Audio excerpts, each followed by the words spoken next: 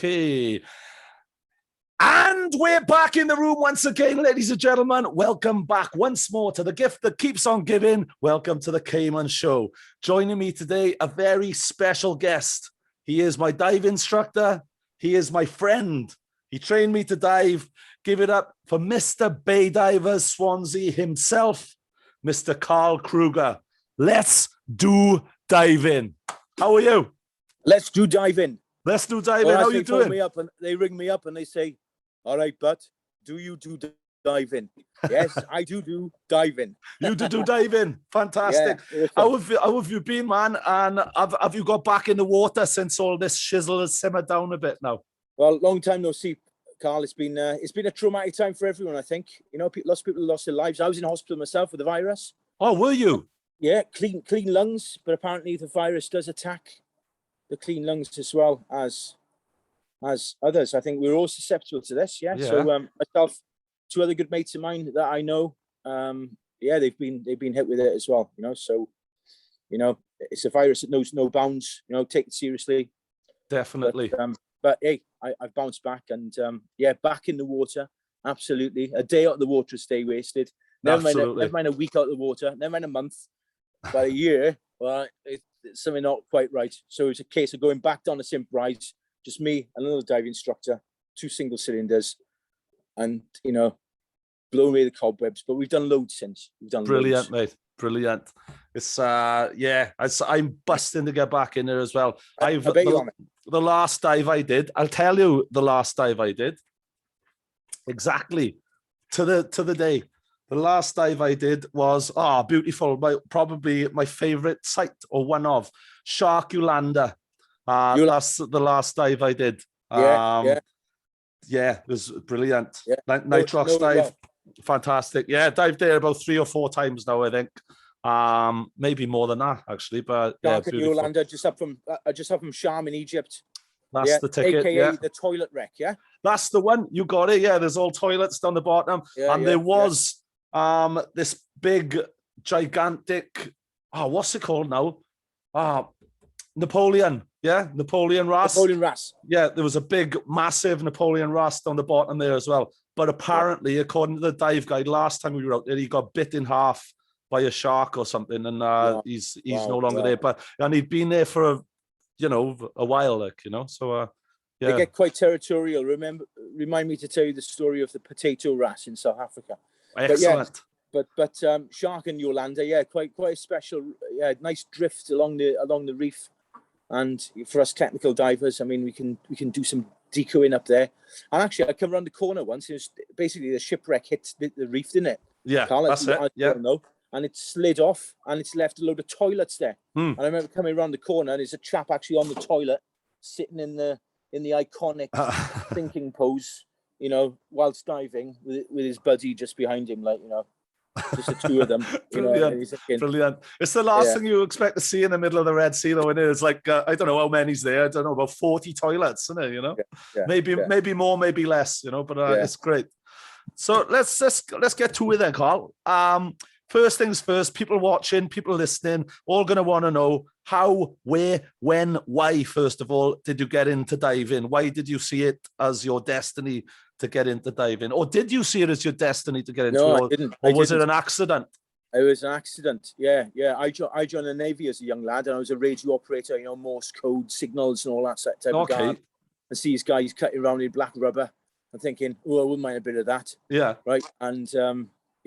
my first try dive then was on the defense diving school, getting chucked into 9 meters of water with a full face mask on, after 4 hours physical punishment around the island, and mid-20s, loved it, and it left me that little taste. Yeah.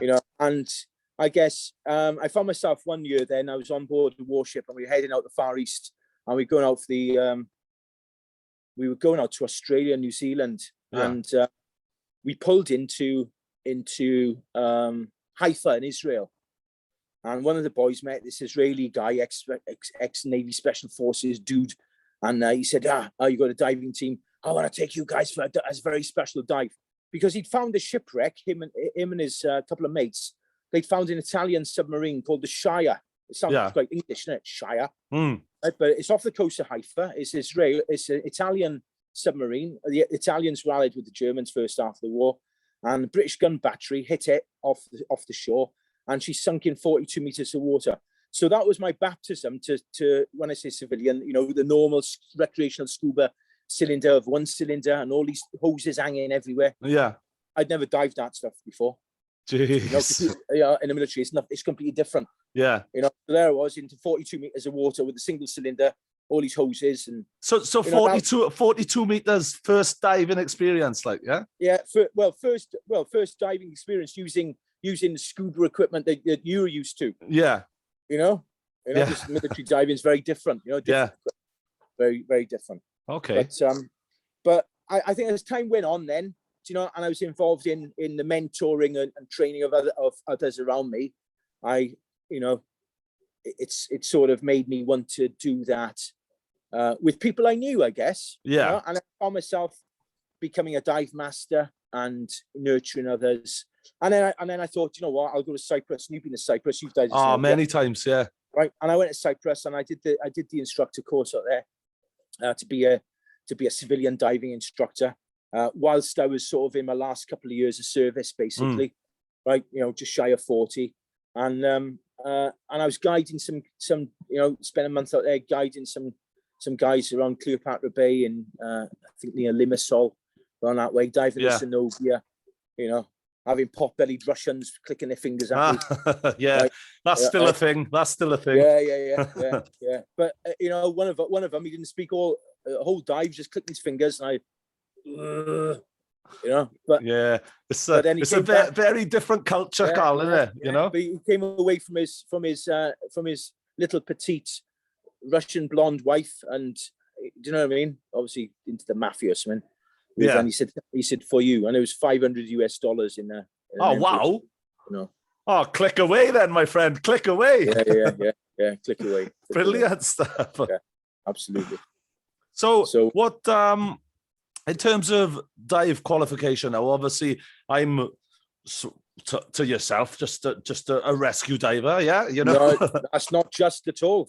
No, it's not. Yeah. I'll be honest, it's not just at all, because that was one of the hardest bloody days of my life. I'll be honest with you. And I was quite fit then as well, right? I was quite fit, but by God, you put me through my paces. And, you know, it's like I was asking, I think it was you and Kev, why are you doing this to me? You know, and it's like, well, why are you doing it to yourself? Yeah, exactly. If it happens in real life, you know, you're not always going to be breathing properly. You're not always going to be getting a full breath in. You might be, you know, gassed out and what have you, but you have to, you know, suck it up and get through it. And that's ultimately what you got to do, is to test the stamina as well, I suppose. Yeah. But what's your qualification, your top qualification at the moment? Where are you? Well, I'm like it with one agency, they call it course director. With others, they call it instructor trainer. So I'm halfway through the last bit of training that I think I'll ever do, and that's my instructor trainer course. So I'm authorized to teach other if they're instructors with other agencies. Yeah, I can hop them over, be instructor with a particular agency I work with, right, very closely. But I think that's the recreational side. But you know, technical diving is my game. That's it. I was going to ask about that as well. Do you want to just talk about technical diving and just give everyone like a brief introduction as to what it is, really? I suppose for those that don't know. So when Karl says he's just a he's just a rescue diver, he's not really. He's not just anything, because he would have done his open water course, which teaches you to dive. And then the world's your oyster. You can dive to 18, 20 meters, and the world's your oyster. And after that, the advanced open water course. I mean, some people are good enough to go in that straight away. Others need a bit more experience, you know. And that's basically your first really course of competence. Advanced open water doesn't mean you're an advanced diver. I liken it to a toolbox, and we taught you to dive. We open the toolbox, and you've got all those array of tools in there to go a little bit deeper. Fish identification, perhaps, or introduction to wreck diving or night diving, dry suit, that type of stuff. And then, obviously, as you know, Karl, you've just done the rescue diver course, which is about, you've proved yourself as competent diver now. but it's looking after others, looking after those around you. Perhaps you might be a father with a child, or a mother with a child, or husband and wife, you know, and one of you a bit more experienced, and it's about looking after that person, isn't it, Carl? Yeah? That's it. Well, I've had to use it as well on a double cramp, you know, and I had to get someone to the rocks, you know. I got them onto the rocks, and then you know, just took the gear in for them and let them walk back. Yeah, and you know, it is a tasty course. It's a challenging course, isn't it, Carl? Massively. But, yeah, and you know, after that, I mean, the natural progression, I mean, it's the dive master, which for me is like people who want to be dive masters. They sit with me in my club, my little school, for like 18 months, and we teach them then to basically start to mentor people, and when they qualify, they can do guided dives around places that they know. They can teach tri dives in open water. Yeah. Cramp, so rescue. So obviously that's where you're looking after other people and all that, Carl. You know, like boyfriend, girlfriend, husband, wife, or any dynamics, and you need to look after that person. And you know, not the emphasis then is looking after others and not looking after yourself, isn't it? Absolutely. And it comes in handy. And that training that you put us through at Bay Divers, as much as I whinged, as much as I whined, as much as I moaned, as much as I lay down on the floor in the locker room afterwards trying to get some air in me, it's all worth it. It all helps to build you into the best possible rescue diver for the worst possible scenario. Totally, because confidence, you got your own confidence, and now it's looking after others and making sure they're safe and sound. That's absolutely right. So then the dive master course, 18 months, they sit on our shoulders for that period of time. And it's during that course then that they learn how to you know, develop others. With a view at the end of the course, they're able to take tri dives in open water. They're able to take tri dives, guide others. Yep. So you know, and that's the gateway then to the 2-week residential instructor course, which I liken to. I mean, you're into the wrestling, the martial arts. You know, I suppose it's equivalent to a downgrade then, an entry-level instructor, of which there are 3 or 4 different grades. You know, up to course director and or sort of instructor trainer, and that's sort of where I am at the moment, the instructor trainer level. You know, but then technical diving, I think we got into that, which is something completely different. So, you know, the route for a technical diver could be as fast as open water, advanced open water, to get your 30-meter qualification. Do your deep diver course and do this. So that's 2 days to get to 40 meters. So, and then nitrox, which, as you know, is just an enriched air program. To learn how to dive an enriched percentage of oxygen to sort of maximize your surface interval and maximize your diving certain ranges, you know, and to oxygenate yourself, as nitrogen is an inert gas that we absorb anyway. But once you've got your deep in your nitrox, that's your gateway then to the technical path.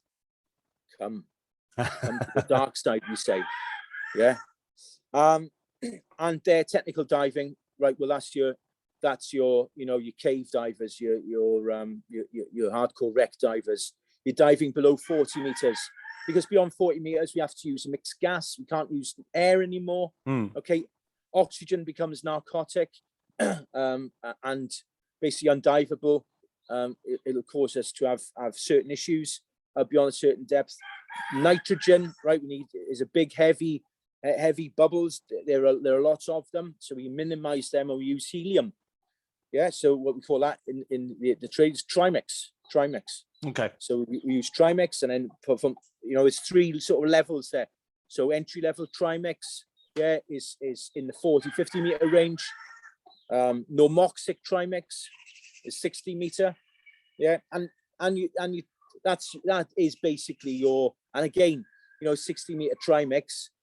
Most people that become technical divers stay there. They don't go much further.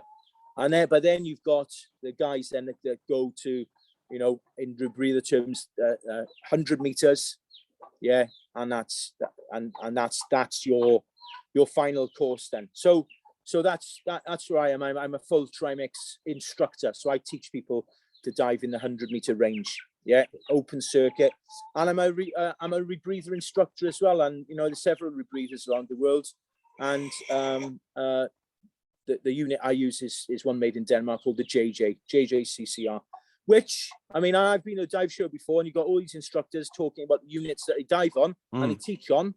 And I think someone in the audience said, yeah, but what rebreather do you actually take with you on these hardcore expeditions?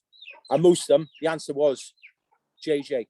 Oh, fair play. Yeah. So hey, it speaks to himself. There's a reason for that then. Yeah. There's a reason for that. You know, the machine works. Definitely. Yeah. Excellent stuff. No, brilliant. No, I just wanted to get like a little insight as to what technical diving was, because not everyone's going to know. They just think, I don't know, technical diving, panic. What is it? You know? So that's great. Cheers, Karl, mate. That's brilliant. So let's talk a little. Can you chickens? Yes, I can. Yeah, beautiful. What's going on? You've got some friends there, yeah? You can hear cockerels, your chickens. Yeah. Can you hear them all? This is my in-laws small holding, so I got some chickens roaming around. So never a dull moment. Fantastic. Hey, great stuff, man. I can't fault it. The more the merrier, man. The more the merrier. Everyone and everything is always welcome. Now on the Caiman show, unbeknownst, if this is your first time in the Caiman show, like it is mine, you might you find out who's been on there. And Chesney Hawkes has been on, hasn't he? He has indeed. So me and my father-in-law today, we were playing the one and only. Fantastic stuff in preparation for this. Psych yourself up, like.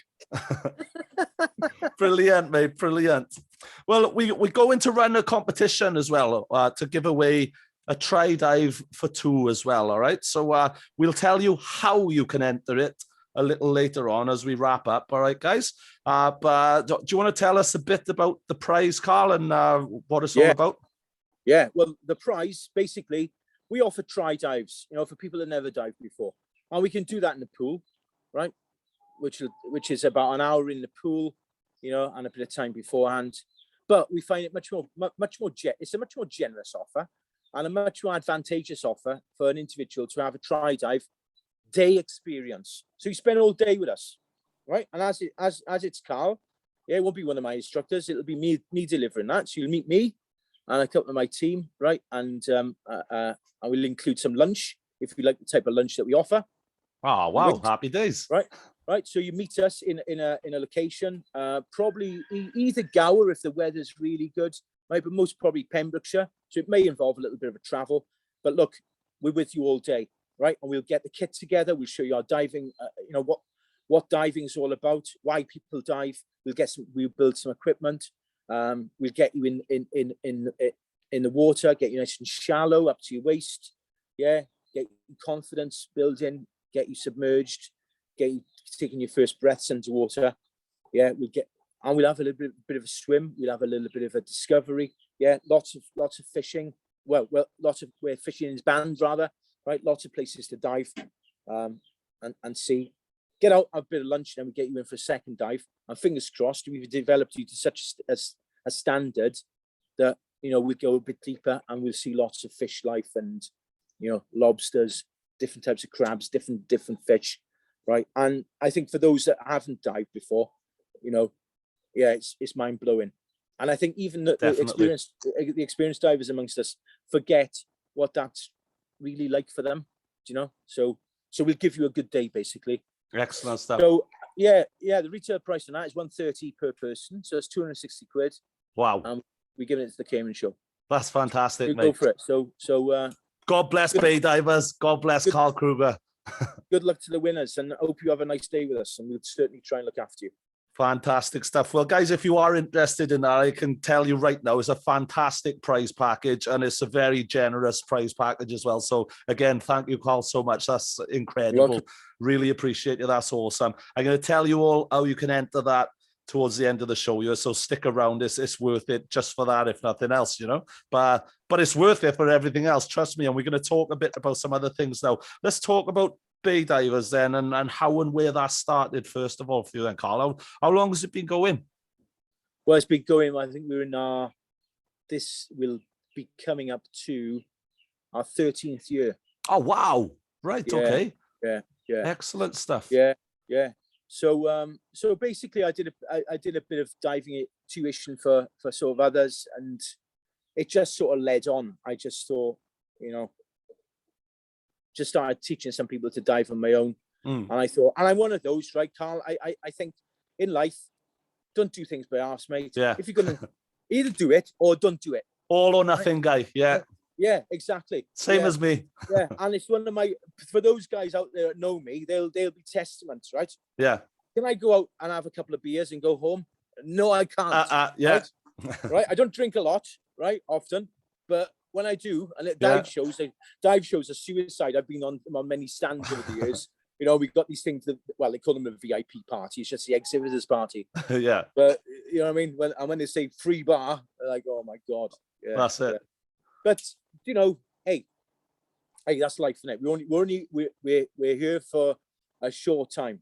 Absolutely. Yeah? And we're here for a good time, not for a long time. Yeah. So my ethos is work hard, play harder.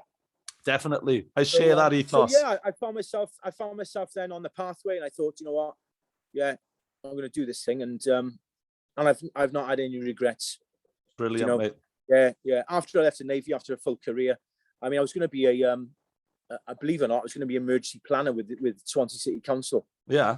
And I'd done some work experience, and it was an ex-army major, Karl, ex-military lad. Yeah, we love you. And I was some work experience, and someone got made redundant of a certain grade, because I think it was quite high up the chain. I think the grade that I was going to be joining the council, and there I was. I'd chosen to leave because I had 2 little boys, and I thought, right, not going to go away anymore. Right, they offered me a 5-year extension. I thought, no, I'll leave now. Age 40, I'm out. Right, so just shy of 40, leaving after 22 years service, and there I found myself in, you know, just about to get into Swansea City Council, and you have a thing called terminal leave when you're on your final 4 weeks, and I was about 2 weeks into my terminal leave, and I had that dreaded phone call. Yeah, someone's been made redundant. So we're gonna have. Well, basically, I'm going to a meeting this afternoon with the chief executive, and you might not be having the job that we've promised you. And that happened. So, like a scorpion getting backed in the corner, I was thinking, right, I know. Let's go full steam ahead with this diving. Excellent. Diving stuff. Right, it'll be a bit of a stopgap, right, until I get a real job. And it sort of led into other things, a bit of first aid provision. Yeah. You know, it drew me back into the services, because I do recruiting as well. So I recruited the Navy and the Marines, right? So, you know, and that's where I am. I just went flat out with it, and yeah. And it's been a busy time, an enjoyable time. Brilliant. Yeah. Well, so, you know, when I used to come down, the corridors are packed with people wanted to learn to dive, and they're packed with people who've been members for I don't know, a number of years as well, isn't there? You know, there's a variety there, a nice variety of people there. Yeah. We got a great club, and I love them all. You know, and brilliant. I got a great team around me. You know, a training team. You know, some instructors, dive masters that I've developed over the years. Yeah, they became very good and close personal friends of mine. You know, fantastic, mate, fantastic. Yeah, it's lovely. You know. And one thing I have learned as well is the customer's always right. Right? Good stuff. It's got to be that way, isn't it, Carl? That's it. Well, it's not always the case, but you know, it is with Bay Divers, and we the customer appreciate that. I still got my T-shirt, by the way. You know, there he is. Good man. There he is. Fantastic. And on the back there. Am I wearing mine? No, I'm wearing someone else's. Whoop, you're bad. We're at marketing, see? Yeah. It's all good, man. It's all good. Well, you know, we're marketing here anyway, and it's all good. We got it going on. So let's talk about some of your favorite dive sites then, Carl. So where is your favorite place to dive? Well, do you know what? You know, like yourself, I love music. I listen to a vast array of different music. Yeah. All different genres. Depends what mood I'm in. Right. So okay. Yeah, I'm with you. Yeah, I can relate. Music? Sometimes it can be the hard rock, stroke heavy metal. Yeah, and sometimes you want to listen to Take That. Yeah, and sometimes, yeah. So, do you know, for me, my passion is wreck diving. Yeah. It's the history to do with shipwrecks. Yeah. Who built the vessels? Where were they going? Who was on board? Why did it sink? Yeah. And it's the mystery. And yeah, just filling in the gaps of that story, like, yeah. Absolutely. And as you know, as a recreational diver, because there's so many recreational divers, you know, unfortunately, a lot of the wrecks have been stripped of all the artifacts. Thanks to the old school divers of the 80s and 90s. Not me. Promise. Right? But, cross your heart, hope to die. Yeah, exactly. But you know, it's a sad state of affairs that's the way it is. And you've been a sham. You've dived the Thistlegum. Thistlegum's awesome. I've thought about writing a little, maybe not a book, but I've come to learn a lot of different stories from different people, including picking up stuff from different books. Right? And there's not one place you can find all this. And I went to Portsmouth one year, and there was some reunion going on, some old Navy divers from way back when. Yeah. One old boy said to me, and he said, yeah, he signed the Official Secrets Act in the 50s, and he dived the Thistlegum before Jacques Cousteau apparently found it. Okay. Right? Because he said the Royal Navy in World War II, they don't lose shipwrecks. Right? That ship was told to go to a certain anchorage in a certain vicinity. Right? That was recorded with the Admiralty. Right? And, you know, they were involved in a very heavy operation there in the 50s to get stuff off the Thistlegum. Because if you dive it, and it's packed sharply with vehicles and trucks, and there's remnants of armaments on board in there, Carl. You know, it's teeming. But yet in one of the holds, it's completely empty, innit? Right? And they say there was coal on board. And yet I've dived Rosie Moller. Have you dived the Rosalie Moller? Bit deeper? No, I don't think so. No. She was carrying Welsh coal. That's one thing I do profess, taking a bit of Welsh coal off the Rosie and bringing it home. And she's in one of my trophy cabinets at the minute, a little bit of coal. Bringing it back to Wales. That's it. Right? Back where it began. Yeah, exactly. You know, but you know, she was teeming with coal when she got hit, and there's coal everywhere. You know, so there's a lot of conspiracy around the Thistlegum. Is it my favourite wreck? No, I was on a dive at the boat coming out of Sharm one year though, and there was an instructor and a dive master, the two dive guides, and they asked if anyone dived the Thistlegum, and I put my hand up, and they asked me how many dives I'd had on the Thistlegum, and I think back then I was up about 30 odd dives on the Thistlegum alone. On that alone, yeah, or bloody alcohol. Yeah. So they said, well, guess who's leading the dive? You are. I did do, yeah. And I did, yeah. Oh, fantastic. A group of guys to a very special sort of route that I know. Yeah. Yeah, and even when the dive guides was blown away by the pathway I took. So good. But yeah, is she a favourite? I mean, wreck diving. I mean, I've been fortunate to have dived in Micronesia, where the Americans got their revenge for Pearl Harbor, right, and sunk a Japanese fleet there in February 1944. Right, I've been involved in several expedition projects in South Africa, and we were looking for the Waratah, which is commonly known as Australia's Titanic, coming back from Australia in 1909 with British first-class passengers repatriating back to UK. So she sank out of Durban.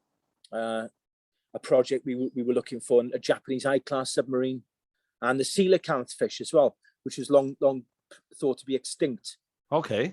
But for me, and I wrote a few. You know, I've got a bit of paper here. I was thinking. I came out of the shower earlier, and I was thinking, he's going to ask me about a favourite dive. I was going to ask you. So I was going to put it.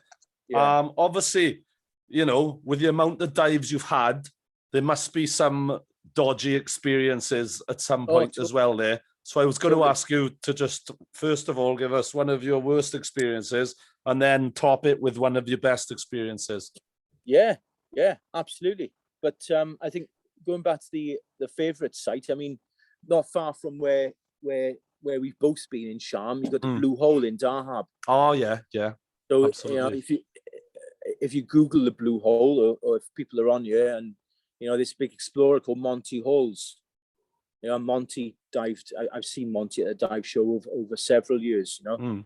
We've got a history to serving, you know, together, though we didn't serve identically at the same time. Well, we did at the same time, but we didn't cross pathways in service. But you know, I've talked to Monty several times, and you know, he said, "All right, you're going to Dahab, watch yourself.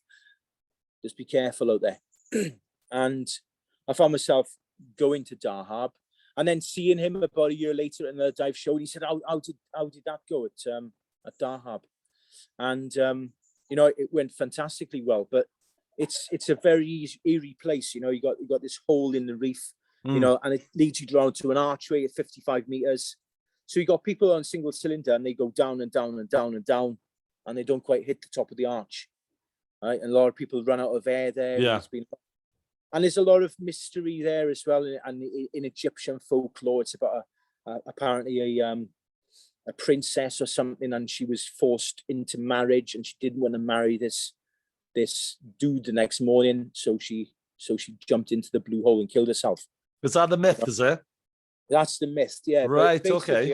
I've done a handful of dives there, and you know, the 60-meter dive doesn't play it much justice.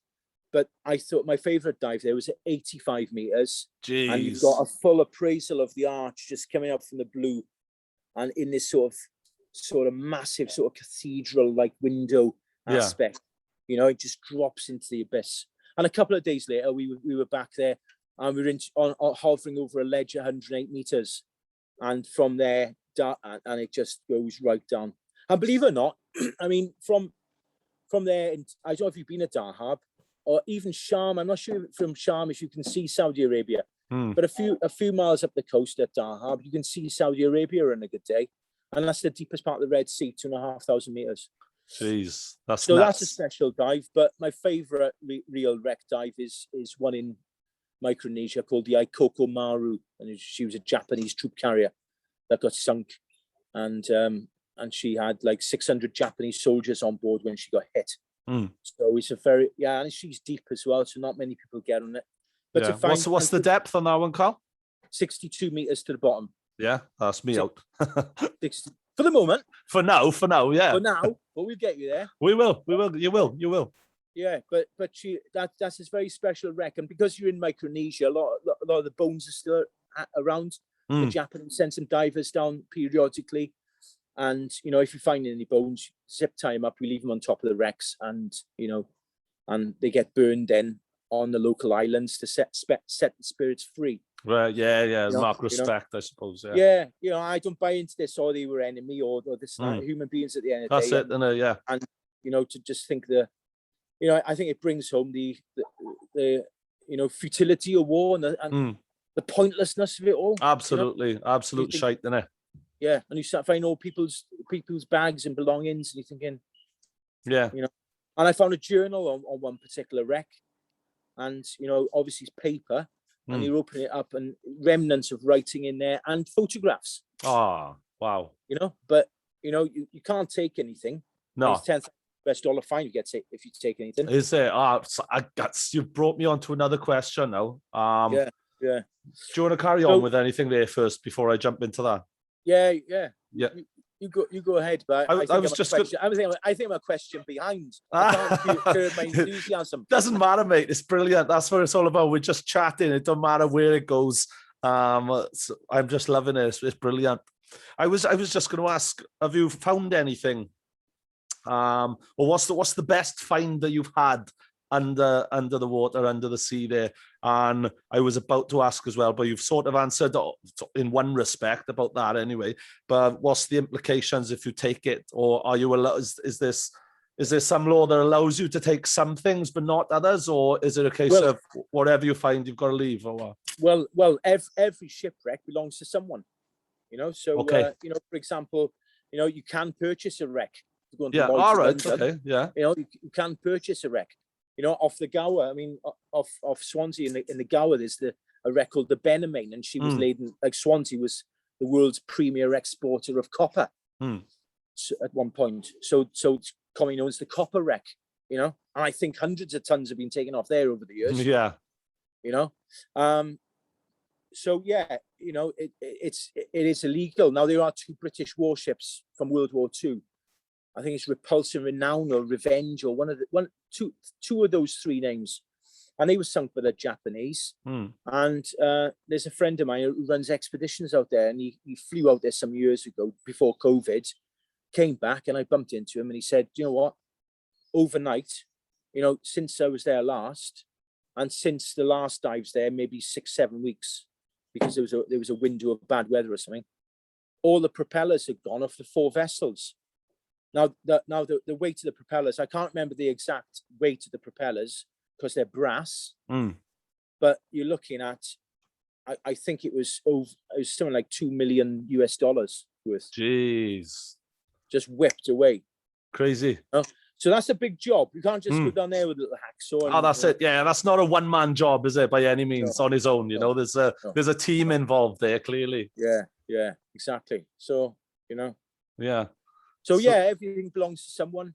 You know, I've always tried, and I have always tried to leave stuff behind. You know, all right, take a piece of coal or something that's not worth anything. Yeah. On one of the dives out there, one of the dive guides did find the remnants of a Japanese sword and brought that to the surface.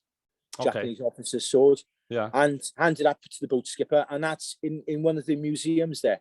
Fair play. You know, yeah. And you know, they traced the family and of the owners of this Japanese sword, which had been turned hundreds upon hundreds of times. You know, that's super cool. That is, you know, that is, isn't it? You know, tracing the family and everything as well. It's you know, it gives them some emotional attachment to that sword as well, then, doesn't it? You know, but absolutely. For example, you know, one of the shipwrecks out there, we found the telegraph, which is where this big piece of brass on the bridge where they would put the engine orders. So you could tell from where you were what the captain's reaction was during the air raid.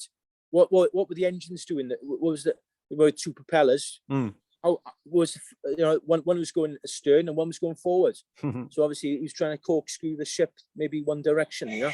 Yeah. So yeah, behind everything is a story. That's and people, you know, you know, the worst question I have is, what's the viz like? You know, like it's massive. Yes, it is nice for fish life, but I find with wreck diving, if the visibility has come in a little bit, it brings you into the smaller details of stuff. Heightens your senses a bit. Yeah, I think so. Yeah, like a dark and eerie. Brilliant. Yeah, that's it. Yeah. That's it. Yeah, it is eerie though, then, and it is very eerie, you know. But it's good though. It's great. So so don't take anything. Basically, is the message. Yeah, it's just what you see. It all belongs to someone. Yeah. Why should you? Why should you get all the benefits from it and take it away? Right. Leave it for the next person to see. Yeah, that's right. Yeah. Only leave bubbles. Good stuff. Excellent. Yeah. I think that's key, you know. Yeah. What about one of your worst experiences of diving? Then, as things sometimes go wrong. This is why it's important, obviously, to be safe. It's important, obviously, to get proper training, as I've had with yourself. You know, you wouldn't put anyone in any danger or anything. Have you seen any disastrous things hit the fan, sort of thing? Well, yeah, of course, yeah. Well, I say of course. I mean, for my you know, Navy diving career, I guess. You know, I've been involved in some situations where, you know, unfortunately, guys have lost their life. Oh man, you know, right? So. And I think not that I think that every instructor should have the sort of experiences I've had, but I think, you know, no disrespect, but I think it's in some areas it is quite easy to become an instructor.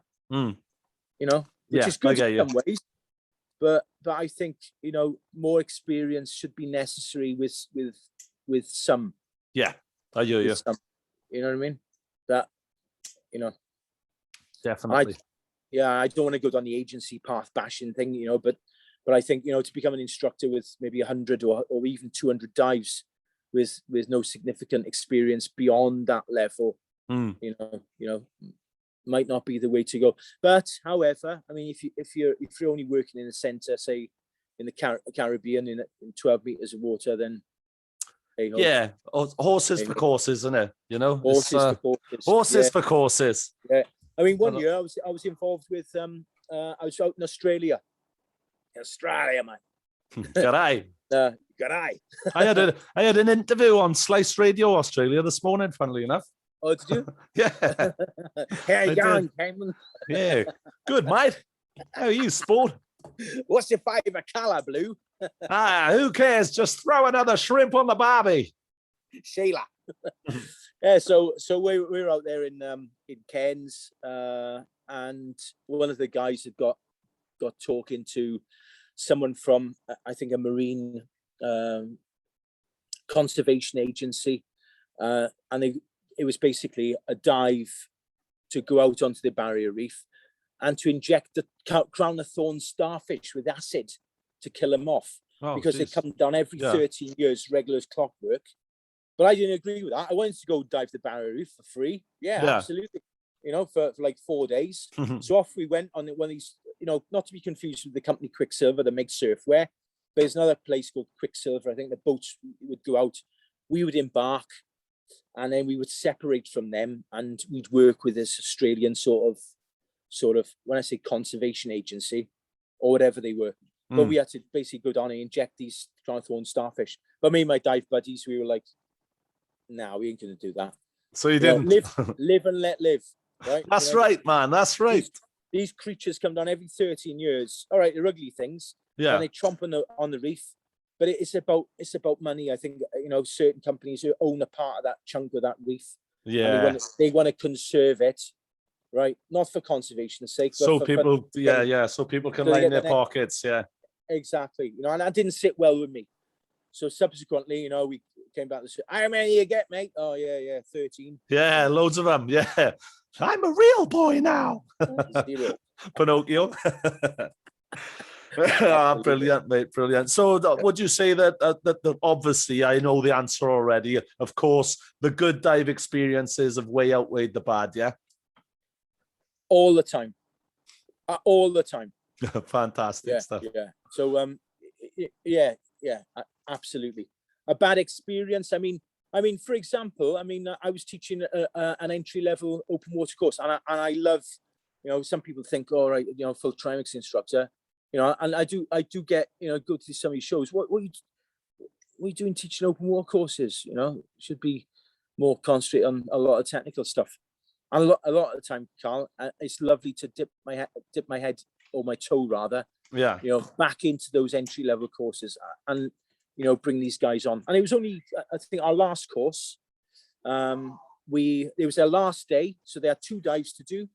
So we'd done the first dive, and the second dive we went into St. Bride's. You've dived there before, down in Pembrokshire. Took them in. Yeah, all right. It was a bit overcast, but still fairly flat, calm underwater. And as I got with my little group, I had a group of 4, 5, 4, group of 4, and we started to get a lot of surge at like 8 meters and 10 meters and 12 meters, which I'd never seen there before. And we came to the surface at the end of the dive, and the conditions had completely changed. So subsequently, I could have got them back in, right, and given them a terrible experience. Took the money and run it, kind of thing. But it was a case of no, let's reconvene. And then this weekend just gone, we took them down into Martin's Haven. They had a splendid day. Awesome stuff. That's what it's all about, man. That's what it's all about. You know, if people enjoy it, they're gonna come back as well. Then, and they, you know, and it just shows, you know, you're not just in it to steal a penny from someone. You want to give them a good experience as well. You know, and it's not, for me, it's, you know, okay, if you have returning customers for courses or club members, I mean, you know, I certainly do want to beat my chest and say I'm the best instructor. I'm knowledgeable, and I've certainly got a lot of experience. But, you know, it's like when I get my club members, go and have some experiences elsewhere. Go and travel elsewhere, you know, and dive with another instructor, another team, you know, because for me, it's about selling the whole way of life. Definitely, you know? Man. Yeah, brilliant. Yeah, it's like me, you know, dive t-shirt, you know, what's I say, under pressure or something. Right? But, you know, I don't possess many clothes apart from dive t-shirts. Brilliant, man. Brilliant. Yeah, you know, that's gathered a couple myself now, Carl, as well. You know, I got a couple of dive t-shirts myself now. Egyptian cotton, of course. Egyptian cotton. Egyption cotton. And I like your t-shirt. I like your t-shirt. Yeah, plenty of them. I got one of them for you somewhere, mate. I'll dig you one out. You'll have to wear it, have to sport it. I saw you wearing a pair of the shades the other time. Yes, I've always got them on. Yeah. Always a pair, yeah. No, got to be done, mate. Right, yeah. That's it. Yeah. Got to live the gimmick, see, you know, live the gimmick. A walking, breathing, living gimmick. But so, Bay Divers, where can people get involved, Carl? If people want to get involved, if people want to have a look at you, where can they get involved? Well, go to the website, baydivers.co.uk. Give us a ring. There's numbers on there. Absolutely, give me a ring. you see the van cutting around the South Wales area. Yeah, if you see us outside South Wales, I mean, Big's on or off somewhere. You know, we went to Malin Head Island last year, or year before COVID. Yeah. We've been up to Scapa Flow this year in Orkney, diving the First World War wrecks, the German First World War wrecks. There's Joe. Joe. Come on, Joe. You've just been on TV walking past. So, and we've been to Northumberland to dive with seals this year. Oh, wow. Excellent, man. So yeah, if you see the van, the numbers on the side of the van, the website's on there. So brilliant, yeah, baydivers.co.uk. So excellent. Well, we'll obviously drop all the links in the bottom roundabout there somewhere as well. Yeah. We'll do the same on the audio. And you can also get involved in Bay Divers, giving away two free tri dives, or a tri dive experience for two, we shall say as well. And we talked about that earlier on. Fantastic dive package to the total value of £260. Great day out. Amazing. So all you've got to do, guys and gals, to enter that is like this video, comment on this video, Bay Divers, and subscribe to the channel, share it with all your friends, and we'll do a draw in a couple of weeks then to see who we're going to pick out. Just make sure your name's there as well. We'll pick somebody out and we'll give you that experience for free. Courtesy of Bay Divers Swansea, courtesy of Karl and his crew. That's fantastic. Thank you again for that. So just like, comment, and subscribe, and you could be going on a jolly to St. Bride's, did you say, possibly? Or maybe up Pembrokshire. I think we'll take them down there and give them a good day. Yeah, fantastic stuff. That'd be brilliant. That'd be absolutely fantastic. So like, comment, subscribe. Comment is Bay Divers. That's all you have to say. And we'll enter you all into the draw, guys. Karl, sir, before we wrap up, is there anything else? Any plugs, any shout outs, any acknowledgements, anything we might have missed out today that we could chuck in there that you need to? No, well, I say acknowledgements. I mean, I'm blessed to have, you know, a great crew around me. Yeah, some great instructors, dive masters. Yeah, and some marvelous club members, Caiman. Excellent stuff. Caiman, like yourself. Brilliant stuff. Now, well, yeah, I've got to throw that.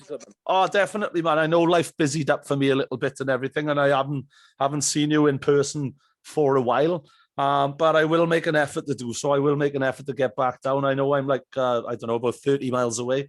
But it's not that far, really, is it? You know, so yeah, we shall meet again. And I am grateful for everything you've done for me and for all the training and all the courses you put me through. It has gone to good use. Yeah, I know. And ditto, it's been lovely to see you on your path as well. Fantastic. When I saw that at the Cayman show, and we talked about that because you with one of your mates, you were sitting in your living room at one point. That's right. Yeah, Mikey and the Cayman. Yeah, back in the day. Mikey, yeah, we did. And the Cayman. We did mention it back in the day. Shout out Mikey. You know, he's still about. But come on, Mikey. Mikey and the Cayman. Brilliant stuff. Well, Karl, it's been lovely speaking to you, mate. And again, we really appreciate that prize package. That's fantastic and really, really generous. You're a top man. Thank you so much. All right. Good luck with everything. I'll be seeing you soon. Take care. Joe boy. Finally, a big Bay Divers. Dive on. Say dive on, Joe. No. Dive on, Joe. Dive on, Joe. Karl Kruger, Bay Divers, Swansea, everybody. Woohoo!